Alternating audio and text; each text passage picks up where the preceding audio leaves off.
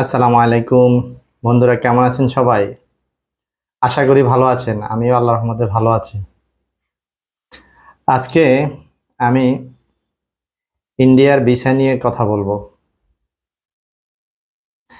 আমি গত কয়েকদিন যাবৎ নিজে নিজে চেষ্টা করতেছিলাম যে একটা ইন্ডিয়ান ভিসা নিজে করা যায় কিনা, মানে কোনো দালাল ছাড়া চেষ্টা করা যায় কিনা। চেষ্টা করছিলাম দীর্ঘ প্রায় 7 দিন আমি চেষ্টা করছি শুধু একটা স্লট নেওয়ার জন্য। ওই ক্ষেত্রে আমরা 4 জন মানুষ, 3টা ল্যাপটপ, একটা ডেস্কটপ কম্পিউটার নিয়ে প্রতিদিন সন্ধ্যায় যখনই অ্যাপয়েন্টমেন্টের ডেট আসতো 20 মিনিট বা আধা ঘন্টার চেষ্টা করতাম। করার পর এর ভিতরে একটা ডাবল এন্ট্রি ভিসা স্লট আমি পাই। ওই ভাইয়ের বাড়ি হচ্ছে নোয়াখালীর আব্দুর রহিম ভাই। অবশ্যই আব্দুর রহিম ভাই আমার ভিডিওটা তো দেখতেছেন, আশা করি কমেন্টস করবেন।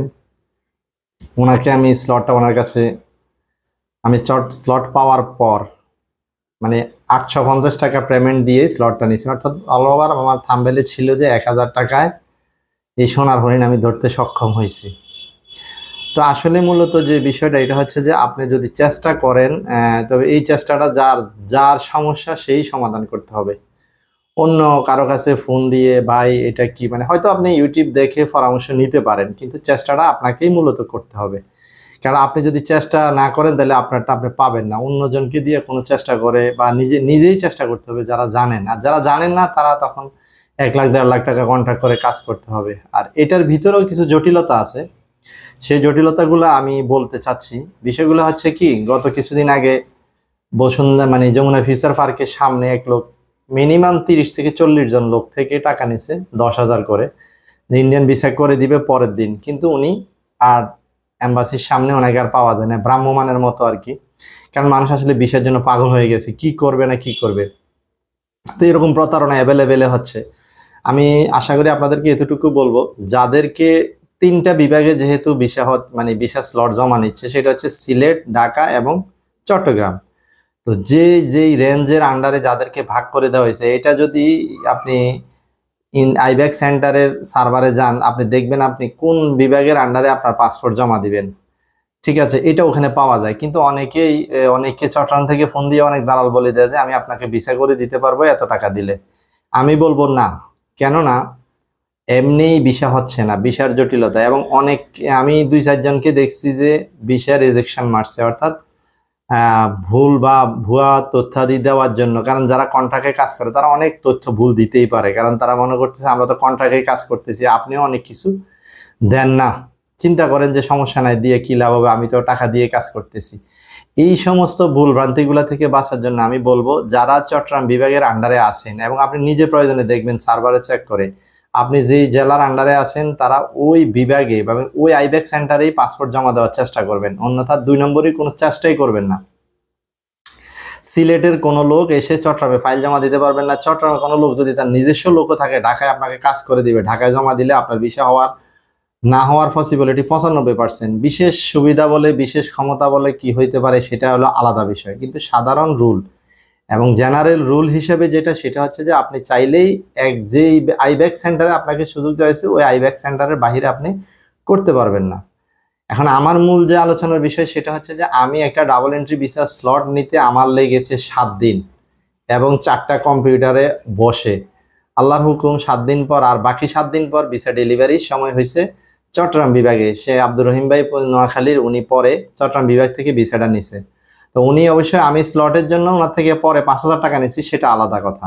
কিন্তু মূলত আমি 1,000 টাকা খরচ করে আমি ইন্ডিয়ান ভিসার স্লট না নিছি বা ইন্ডিয়ান ভিসার ডেটটা পাইছি। ডেট পাওয়ার পরের দিনে উনি জমা দিছে, উনি রাতে রাতে চলে গেছে, গিয়ে জমা দিছে। তো আমি আসলে এটা বললাম যে এই 15-16 দিন কষ্ট করার পর যাই আমি একটা ভিসা পাইছি। যদিও এটা যদি ভিসা হবে কি হবে না এটা কোনো নিশ্চয়তা নাই, এই নিশ্চয়তা দিলে এটা 1 লাখ 1.5 লাখ টাকাও বিক্রি করা যেত।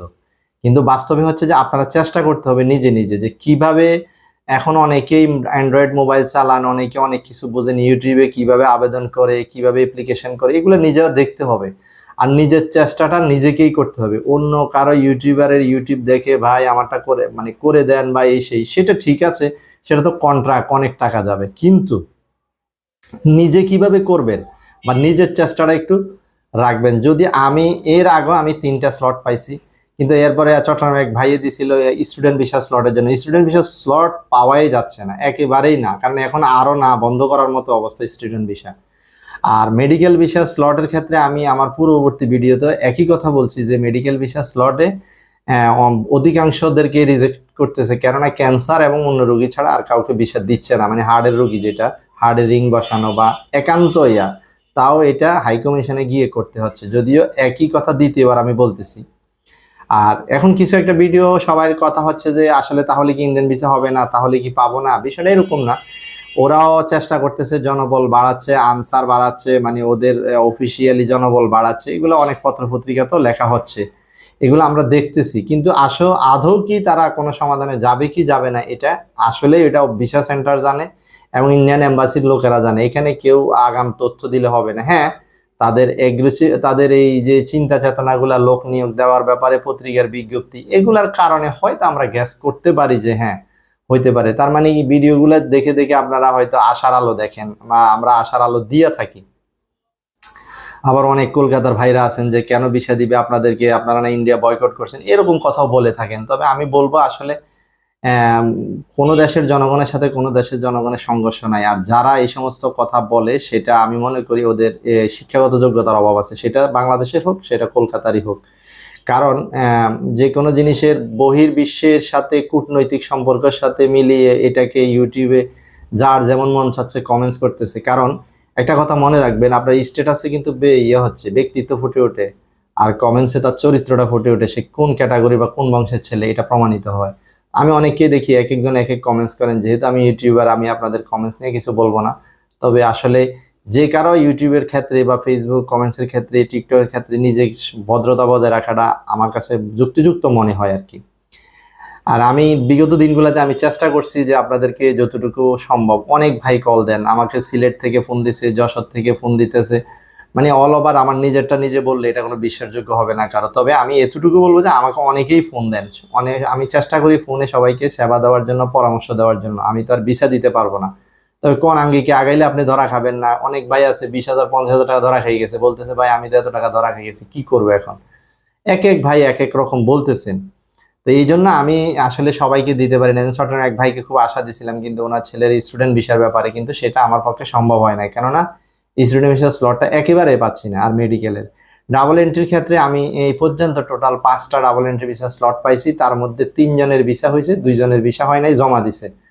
ঠিক আছে, এটা মূল রেজাল্ট। তো এই জন্য আমার আজকের বিষয়টা হচ্ছে যে আমি 16 দিন চেষ্টা করার পর ধরতে গেলে 1,20,30,000 টাকা বাঁচাই দিছি ওই ভাইয়ের। ওই ভাই অবশ্যই আমাকে ধন্যবাদ দিছে, এবং টাকা আমি যে স্লট নিয়ে দিছি সেই জন্য আমাকে টাকা দিছে।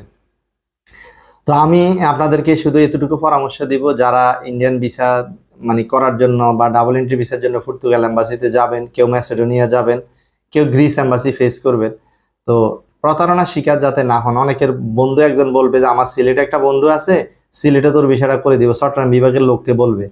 কখনোই হবে না, এটা কখনোই হবে না, বরং আপনার পাসপোর্ট ব্ল্যাক লিস্ট করতে পারে, এই কথাটা মাথায় রাখিয়েন।